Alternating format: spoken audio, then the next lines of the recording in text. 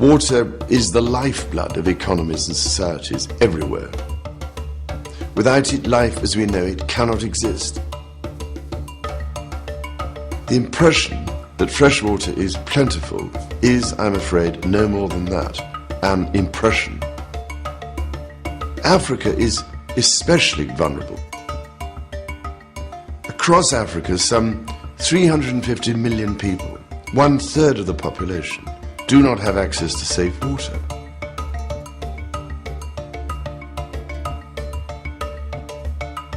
When we first visited the community of Oloo in December 2012, they told us their story of how most of the 3,000 villagers were refugees from the Ugandan genocide. Since the community has returned, they've been actively rebuilding, but most villagers still lack access to clean water year-round. Most villagers get their water from surface spring wells, and during the summer, when these dry up, they resort to nearby rivers. But both of these sources are often contaminated with fecal matter and bacteria that give the residents diseases like typhoid or diarrhea. The average villager has to walk 2 miles even to get this unclean water, and on the way back, their full jerry can weighs 40 pounds.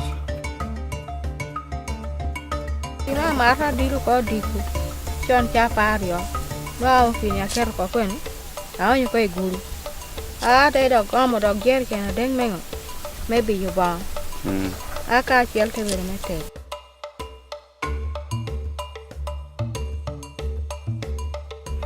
But the residents of Oloo are dedicated to improving their conditions. They formed a non-profit called River Blue, and we are working with them to bring clean water to the community. Engineers Without Borders is a non-profit humanitarian organization that focuses on development work in communities around the globe. They implement small-scale infrastructure projects to improve people's quality of life. What makes them unique is that they believe in a true partnership with the community, and they do this in order to make sure that the projects are more sustainable. So they require that the community contribute at least 5% of the capital costs of the project, and that the community is involved with the project from the early phases, early design phases, and that the community knows that they're responsible for 100% of the operations and maintenance costs and all of the operations and maintenance work that's done after we implement the project. Engineers Without Borders works in a three-way partnership with the community, an NGO, and with the chapter back in the United States.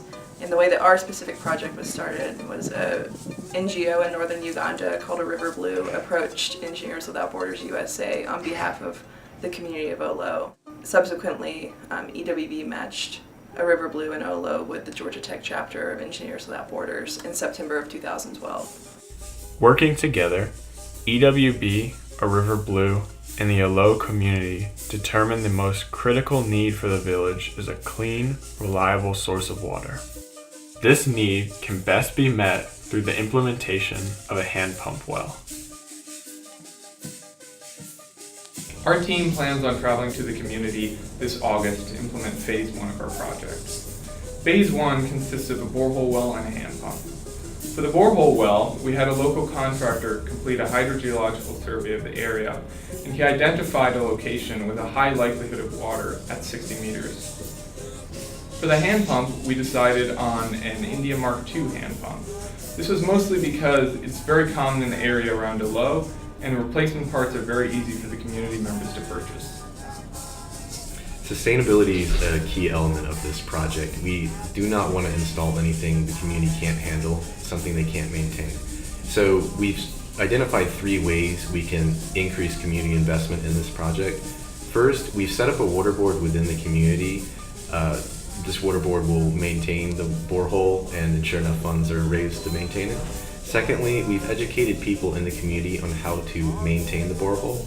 And lastly, before we install this borehole, we require the community to raise at least 2 years of maintenance funds.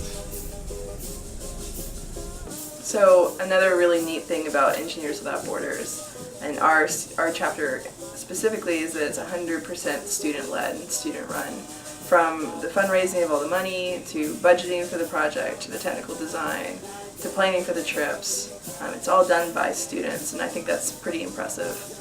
I joined Engineers Without Borders because I was looking for a club or an organization that I could tell was a group of people who were passionate about what they were doing and were working on a project that was going to be visible in the real world. There was something that people were going to use. And the Uganda project fits this, and it's a project that I can see will be tangible in the real world. It's something that will be used on a daily basis, and it'll really make a difference in somebody's life. As student members of EWB, we apply our knowledge and creativity towards engineering solutions to the world's most pressing problems. But as students, we lack money. EWB policy requires that our chapter raise 95% of the cost for implementation and overhead, while the community provides 5%. Oloo has already raised their portion. The only thing we're missing now is your support.